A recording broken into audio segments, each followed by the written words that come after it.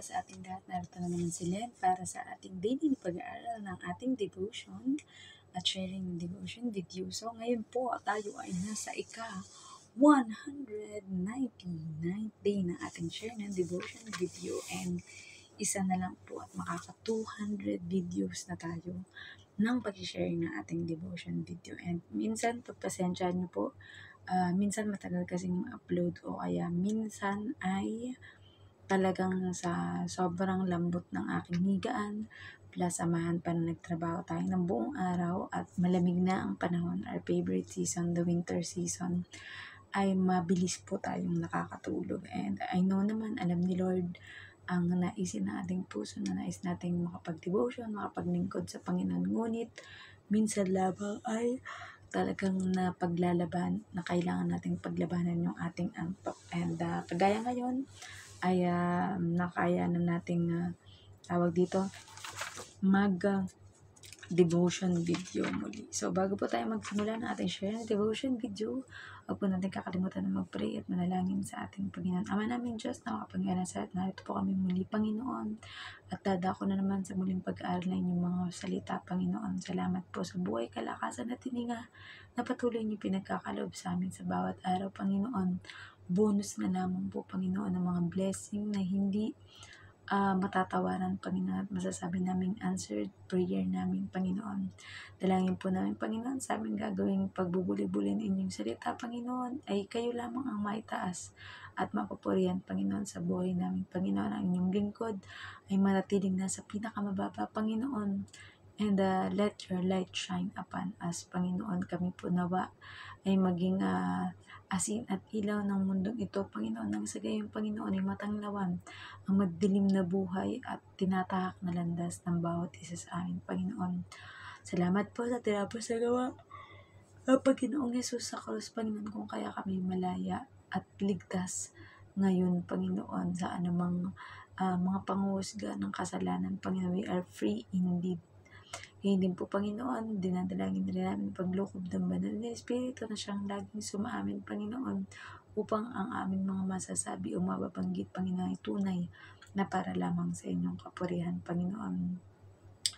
At kayo po, Panginoon, nangihipo sa taong makakapakinig na inyong mga salita, Panginoon. Sa gayon, Panginoon, ay maglaan sila ng oras o panahon, Panginoon, para mapakinggan at bulay-bulay din at magkaroon ng sariling devotion ang bawat isa, Panginoon. Muli, binabalik po namin lahat ng papuri at pasasalamat sa tanging pangalan ng inyong bugtong na anak na si Jesus. Amen. Ayan. So, ito na po yung nasa Lucas 22:4. Ayan. Kaya't nakipagkita siya sa mga punong pari at sa mga pinuno ng bantay sa templo upang kanilang pag-usapan kung paano niyang maipagkakanulo si Jesus. Message: ang ginawa daw ni Judas ay nakapagkita sa mga punong pari at sa mga pinuno ng bantay sa templo. Dahil pag-uusapan daw lamang ito kung paano maipagkakanulo ni Judas si Jesus. Application: paano mapaglalabanan ni Judas ang gawa sa kanya ni Satanas? Mapipigilan ba iyon na mangyari? Maaaring hindi mapanalanginin si Judas o di kaya ay maaari ring biktima talaga siya ng mga pangyayari. Pero nasulat pa din ang pangalan niya at mga ginawa o nagawa niya. Isa na nga dito ang ginawa nitong pakikipagkita sa mga punong pari at mga pinuno ng bantay ng templo. Nakipagsabuatan pa ito sa kagustuhang kumita ng maraming pera. Hindi naman ang pera ang mahalaga, kundi ang magandang samahan nila bilang magkakapatid. Nawa ay di maging hadlang ang pera sa pagkakaibigan at pagiging makatao natin. Huwag magpabulag at magpasilaw sa salapi dahil hindi ito panghabang buhay. Mas mabuti ang magtatagal habang buhay na walang hanggan. So, puri na pagkabasa ng mabuting balita ng ating Panginoon, diba? So, yun na nga. Dahil nagsimula nga na pinasok ni Satanas si Judas, diba? Para magawa niya yung kailangan niyang gawin, diba? Kaya nga sabi ko na naging devotion ko na nakaraan na kahit yung ginawa ni Judas na yan, may purpose si God kung bakit nangyari yun, di ba? Na although marami sa atin na nagagalit kay Judas dahil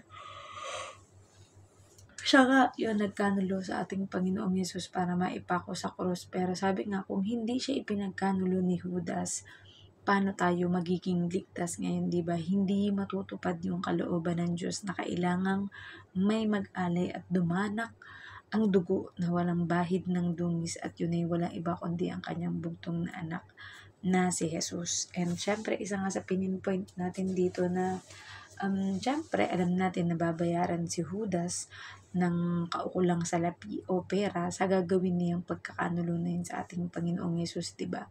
And hindi natin alam kung magkano yun, and hindi naman na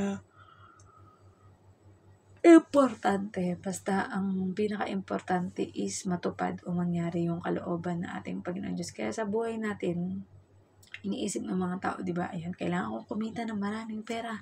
Maraming pera kasi kapag kumita na ako ng maraming pera, yumaman na ako, magiging masaya na ako. Which is mali po. Very, very wrong.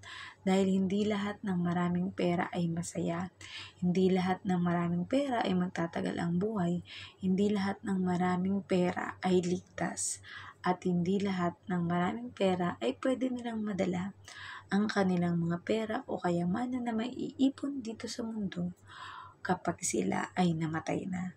Lagi po nating tatandaan ang dadalahin lamang natin once we leave this earth or this world is our spirit, which is yan ang spirit na galing sa ating Panginoong Diyos, diba, na kung saan ay ibabalik lamang natin ito o isasauli at magpasalamat na ito ay pinagkaloob na ipahiram sa atin, maigsiman o mahaba ang buhay na inilagi natin dito sa mundo, but yung essence pa lang na nabuhay ka, naranasan mo ang maraming magagandang bagay dito sa mundo, o kahit sabihin mo ng mga pangit at hindi magagandang bagay, pero mas lamang pa rin ang magaganda na mga bagay.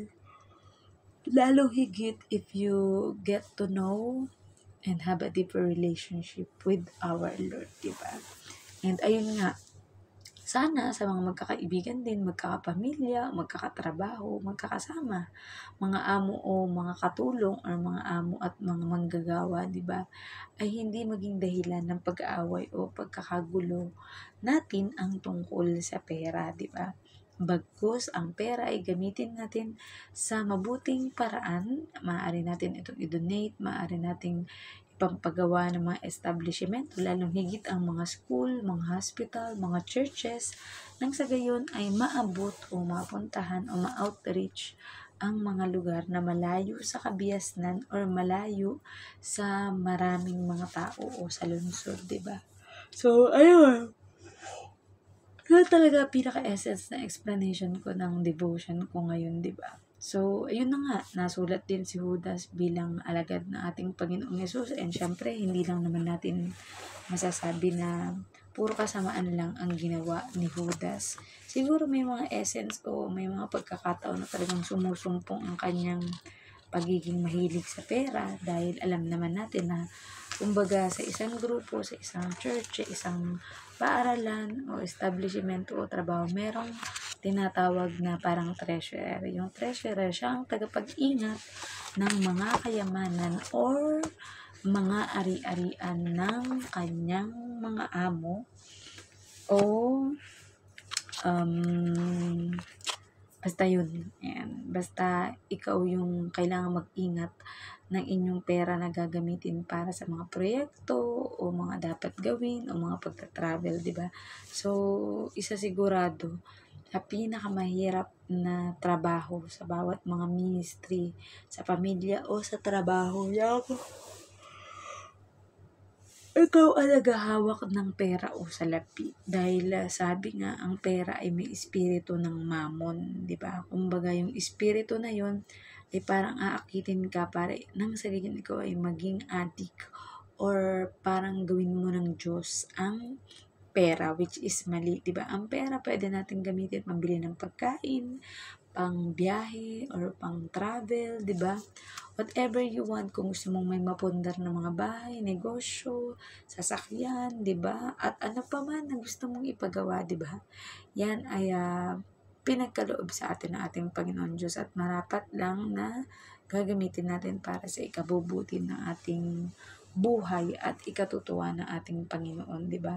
So, hindi lang naman pinansyal na pera ang pinag-uusapan, di ba? Kundi nawa ang ating spiritual, ang ating physical ay manatiling naglilingkod sa ating Panginoon hanggang sa muling pagpaparito ng ating Panginoong Yesus at madadatnan niya na marami pa rin ang naniniwala at sumasampalataya sa ating Panginoon dahil sa mga pinagdadaanan ng mundo ngayon. Tutuusin, napakahirap na para sa karamihan na magtiwala sa ating Panginoon, di ba? Parang minsan matatanong o maiisip nila na, totoo pa kaya si Lord, di ba? Tumutupad ba siya ng mga pangako? At bakit ganito ang kalagayan ng buhay ko, di ba?